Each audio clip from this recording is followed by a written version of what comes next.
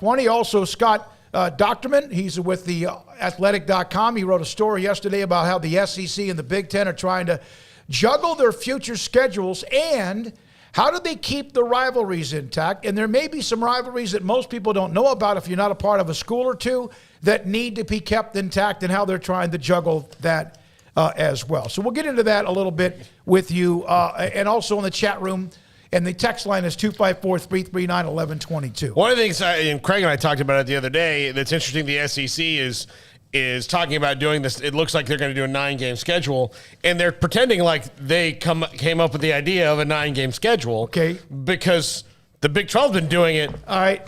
You're right. Here's a quote from Nick Saban today on Brett McMurphy and other timelines, but he's the first one I saw. I've always been for playing more conference games from God. Eliminating some of these great games that fans, players, supporters are not interested in. What is the best model? This is from Saban. That's the issue. Are other conferences going to play more conference games? Pac-12, Big 10, Big 12. They play 9.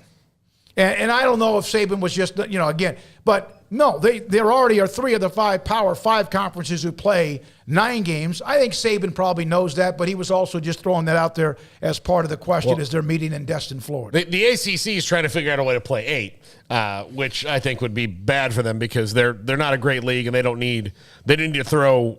I mean, if they can throw a 9th game in there against, that way you don't have UNC and Wake Forest scheduling each other in a non-con game. Like, you need to play those things so you don't create apathy. Does Notre Dame in that conference count as a conference game? No. Okay.